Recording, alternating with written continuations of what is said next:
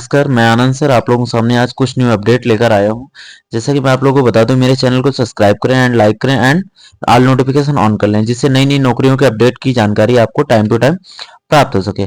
आज जैसा कि मैं आप लोगों को बता रहा हूँ, आउटसोर्स कर्मियों के लिए एक बड़ा बदलाव, विभाग से सीधे सैलरी मिलने का रास्ता साफ। पूरी जानकारी यहाँ पढ़ें। आउटसोर्स कर्मियों के लिए बनेगा निगम। समझ लीजिए, बहुत अच्छी खुशखबरी आई है। जो आउटसोर्स कर्मियों के लिए, जो आउटसोर्स में काम कर रहे हैं कर्मचारी हैं, जो संविदा बेस में कर्मचारी काम कर रहे हैं, उनके लिए बहुत अच्छी अपॉर्चुनिटी सरकार के द्वारा आई है। आप लोग देख सकते हैं वीडियो में सरकार को भेजा गया प्रस्ताव। समझ लीजिए, आप लोग के दिन बहुत अच्छे आने वाले हैं। 2025 आप लोगों के लिए एक सुनहरा अवसर लेकर आ रहा है। वेतन करने की तैयारी है, वेतन बढ़ाने की तैयारी, इन बदलावों की हो रही है तैयारी। पूरी न्यूज आपको इस वीडियो द्वारा मैं बताऊंगा कि आपकी सैलरी का क्या प्रस्ताव है, आपका परमानेंट होने का क्या प्रस्ताव है, सरकार को कौन कौन से प्रस्ताव लिखकर भेजे गए हैं। एजेंसियों को हटाकर निगम बनाने में जुटी सरकार। हाल ही में आउटसोर्स कर्मियों के लिए एक महत्वपूर्ण खबर सामने आई है। यह खबर उनके वेतन भुगतान प्रक्रिया में संभावित बदलाव से संबंधित है। इस नए प्रस्ताव के अनुसार आउटसोर्स कर्मियों को अब सीधे विभाग से वेतन मिल सकता है। समझ लीजिए, बहुत अच्छी अपॉर्चुनिटी है। यह बदलाव न केवल कर्मचारियों के लिए फायदा हो सकता है, बल्कि पूरी आउटसोर्सिंग प्रणाली में प्रदर्शिता और कुशलता ला सकता है। समझ लीजिए, ये समझ लीजिए आउटसोर्स कर्मियों के लिए बहुत अच्छी अपॉर्चुनिटी है। ये जिंदगी में समझ लीजिए आप लोगों के लिए एक परमानेंट के आसार पूरे दिख रहे हैं। 1 जनवरी से ये लागू भी हो सकता है 2025 में। तो इसलिए आप लोग वीडियो को बहुत अच्छे से देखें और सरकार के लिए एक विनम्र निवेदन करें कि सरकार के द्वारा एक एप्लीकेशन लिखें आप लोग, या मेरे वीडियो द्वारा आप कमेंट करें कि सरकार तक बात पहुंचे और मेरा वीडियो सरकार द्वारा देखा जाए कि इस विषय में बात चर्चा हो सके। क्योंकि जब आप लोग शोर शोर करेंगे तभी कुछ हो पाएगा। क्योंकि आज के समय में सरकार सुनती नहीं है। सोशल मीडिया ही एक प्लेटफॉर्म है जो सरकार को संभाविता मतलब आगे बढ़ाने की कोशिश करता है कि पता चलता है उन्हें, क्या पता है क्या हो रहा है क्या नहीं हो रहा है। क्योंकि जब तक हम अपनी बात किसी द्वारा रखेंगे नहीं, बात हमारी सुनी नहीं जाएगी। इस लेख में हम संभाविता बदलाव के विभिन्न पहलुओं पर विस्तार से चर्चा करेंगे। हम समझेंगे कि यह नया प्रस्ताव क्या है, इसके लाभ क्या हो सकते हैं और इसे लागू करने में क्या चुनौतियां हो सकती हैं। साथ ही हम यह भी जानेंगे कि बदलाव आउटसोर्स कर्मियों के जीवन और काम करने के तरीकों को प्रभावित कर सकता है। आउटसोर्स क्या है? आउटसोर्सिंग, आप समझ रहे हैं कि आउटसोर्सिंग एक ऐसी व्यवस्था है जिसमें कोई कंपनी संस्था अपने कार्यों को बाहरी एजेंसियों या व्यक्तियों से करवाती है। यह प्रक्रिया कई कारणों से की जाती है, जैसे लागत में कमी, विशेष विशेषज्ञता का लाभ उठाना, मुख्य व्यवसाय पर ध्यान केंद्रित करना, लचीलापन बढ़ाना। तो आप सारी देख सकते हैं। आउटसोर्सिंग के कुछ सामान्य उदाहरण जो हैं: आईटी सेवाएं, कस्टमर सपोर्ट, अकाउंटिंग और वित्तीय सेवाएं, मानव संसाधन कार्य। नया प्रस्ताव का ओवरव्यू, जो नया प्रस्ताव लागू होने वाला है उसका ओवरव्यू आप देख सकते हैं। प्रस्ताव का नाम जो है, आउटसोर्स कर्मियों के लिए सीधा वेतन भुगतान। लक्षित समूह, सरकारी विभागों में कार्यरत आउटसोर्स कर्मचारी। मुख्य उद्देश्य जो है, वेतन भुगतान की प्रक्रिया में प्रदर्शित करना। कार्यान्वयन एजेंसी, संबंधित सरकारी विभाग। लाभ जो है, समय पर वेतन, बिचौलियों की भूमिका में कमी। चुनौतियां क्या हैं? प्रशासनिक बोझ, तकनीकी बुनियादी ढांचा, प्रस्तावित समय सीमा, अगले वित्तीय वर्ष से लागू होने की संभावना है। कार्य स्थिति जो है, विचाराधीन प्रस्ताव है। ठीक है। वर्तमान वेतन भुगतान प्रणाली, और वर्तमान में आउटसोर्स कर्मियों को वेतन का एक भुगतान एक जटिल प्रक्रिया के माध्यम से किया जाता है। सरकारी विभाग आउटसोर्स एजेंसियों को फंड जारी करता है। एजेंसी अपना कमीशन काट कर कर्मचारियों के खातों में पैसे ट्रांसफर करती है। कभी कभी यह प्रक्रिया कई माध्यमों के माध्यम से होती है। ठीक है। इस प्रणाली में एक समस्या है, वेतन में देरी हो जाती है, पारदर्शिता की कमी है, कर्मचारियों के हितों की अनदेखी है, भ्रष्टाचार की संभावना है। तो जैसे नए नियम लागू हो जाएंगे तो आप लोगों में बहुत अच्छा खुशखबरी रहेगी। आप लोगों की सैलरी टाइम टू टाइम आएगी। क्योंकि सरकार के द्वारा ये नियम लागू हो जाएंगे तो आप लोगों के लिए बहुत अच्छा हो जाएगा। क्योंकि आउटसोर्स में सैलरी भी लेट आती है और सैलरी कम भी आती है। नया प्रस्तावित वेतन भुगतान मॉडल। नया प्रस्ताव के अनुसार आउटसोर्स कर्मियों को सीधे सरकारी वेतन से वेतन मिलेगा। इस मॉडल की मुख्य विशेषताएं ये है कि डायरेक्ट पेमेंट मिलेगा आपको, वेतन कर्मचारी के बैंक खाते में जमा होगा।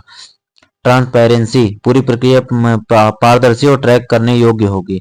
टाइमली डिसबर्समेंट, नियत समय पर वेतन भुगतान सुनिश्चित होगा। इलिमिनेशन ऑफ मिडिलमैन, बिचौलियों की भूमिका कम होगी। मतलब ये जो बीच में होते हैं, एक प्रकार के दलाल होते हैं, जो भी होता है एक, जैसे कि मान लीजिए हम किसी वर्क को कर रहे हैं, किसी कंपनी में हम गए, किसी ठेकेदार के द्वारा काम कर रहे हैं, तो बीच में वो पैसा खा जाता है। तो ये चीजें, ये नियम सारे हट जाएंगे आप लोगों के लिए। ये समझ लीजिए कि ये नियम हट जाएंगे तो आपकी सैलरी भी अच्छी आएगी, क्योंकि ये लोग कमीशन खा जाते हैं। नए मॉडल के संभावित लाभ। इस नियम इस नए वेतन भुगतान मॉडल से कई लाभ हो सकते हैं। कर्मचारियों के लाभ: समय पर वेतन मिलेगा, वेतन में कटौती की कम संभावना होगी, बेहतर जॉब सिक्योरिटी मिलेगी। मतलब सारी सुविधाएं, जैसे कि आप लोग की मेडिकल सुविधा हो गई, और महंगाई भत्ते टीएडीए मिलेगा आपको। जैसे ओवर टाइम आप कर रहे हैं, जैसे टाइम ज़्यादा 8 घंटे से ज़्यादा टाइम दे रहे हैं, तो ओटी भी उसकी मिलेगी, ठीक है।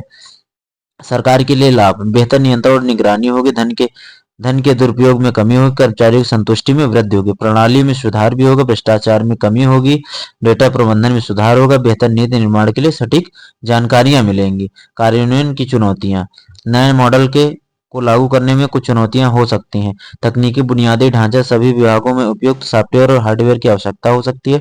डेटा सुरक्षा और प्रबंधन की चुनौतियां की जा सकती हैं, ठीक है। प्रशासनिक बोझ, विभागों पर अतिरिक्त कार्यभार होगा। नए कौशल और प्रशिक्षण की आवश्यकता है।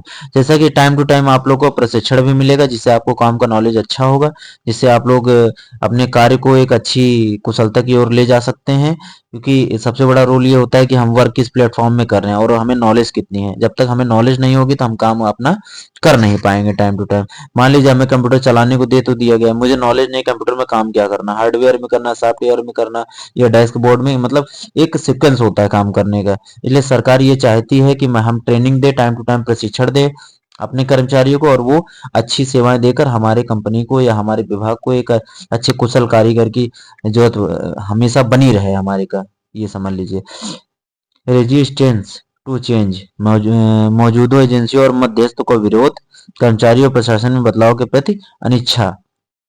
कार्यान्वयन रणनीति, रणनीति क्या बन रही है, नए मॉडल को सफलतापूर्वक लागू करने के लिए एक व्यापक रणनीति की आवश्यकता हो सकती है। पायलट प्रोजेक्ट, ये समझ लीजिए नाम दिए जो जा रहे हैं, ये समझ लीजिए सरकार के द्वारा बनाया जा रहा है, कि यूनियन बनाई जा रही है, उसी अनुसार उस यूनियन में कार्य किया जाएगा, और सरकार के द्वारा यहाँ से जो लेटर भेजा गया है उस पर कार्य होगा। सरकार चाहेगी तो जरूर करेगी, और वेतन की अच्छी प्रोग्रेस होगा, और हमारी सैलरी अच्छी होगी, जिससे हम काम अच्छा बेहतर कंपनी को अपने बेहतर कुशलता की ओर ले जा सकते हैं। चुनिंदा विभागों से शुरुआत, फीडबैक और सुधार का अवसर, तकनीकी समाधान, एकीकृत पेरोल सिस्टम का विकास। समझिए पेरोल लग गया तो आपका एक बेसिक हो जाएगा।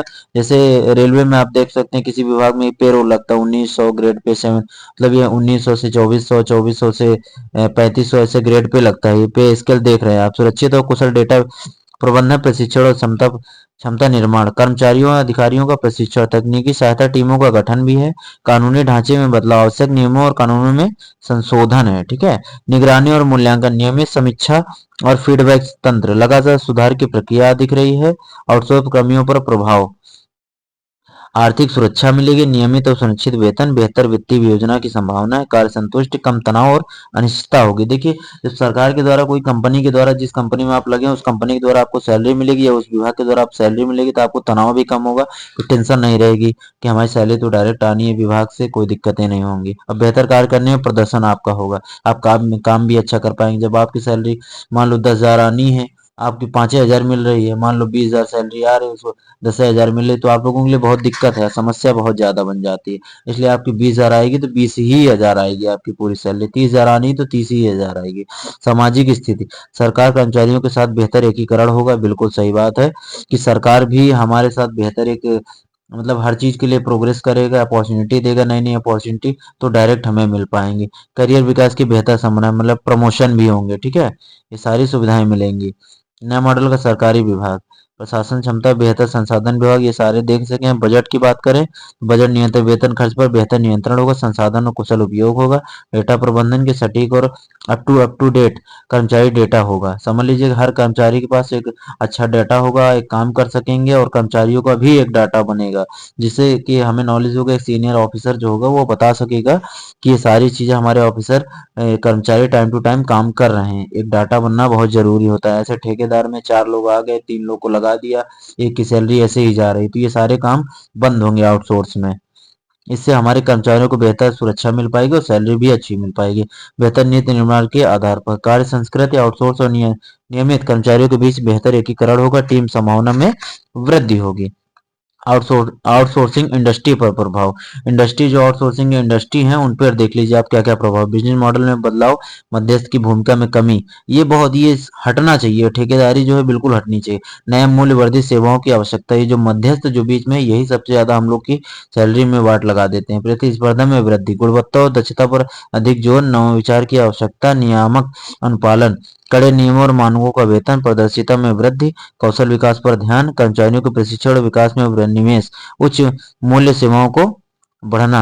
ये सारी सेवाएं आप देख सकते हैं, क्योंकि सरकार के द्वारा जो नियम लगाए जा रहे हैं उन पे कार्य होना चाहिए। सरकार को लेटर भेजा जाए और इस वीडियो द्वारा हम चाहेंगे कि आप लोग कमेंट करें कि आप लोग क्या क्या सेवाएं चाहिए और हमारे सरकार द्वारा ये चीजें सुनी जाएं। मेरी मांगे क्या क्या है इस वीडियो में कमेंट करें, जिससे ये वीडियो सरकार तक पहुंचे और हमारी जो जो भी हैं मतलब पूरी हो सके हमारी लेटर द्वारा। हमारे हमें सैलरी बढ़ाना, हमें परमानेंट किया जाए, हमारी एक अच्छी सैलरी होनी चाहिए, हर सुविधा का लाभ मिले, तो सरकार द्वारा ये सब चीज़ों की अनुमति मिले, जिससे हम लोग अपने कार्य में अच्छा फोकस कर सकें और मेंटली प्रेशर ना हो, काम को एक अच्छा अंजाम दे सकें। ठीक है बेटा।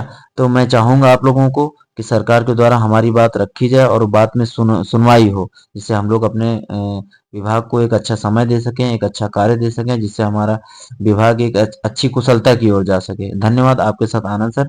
मेरे चैनल को सब्सक्राइब कर लें, जिससे आप सभी को समय समय पे नोटिफिकेशन की जानकारी प्राप्त होती रहे।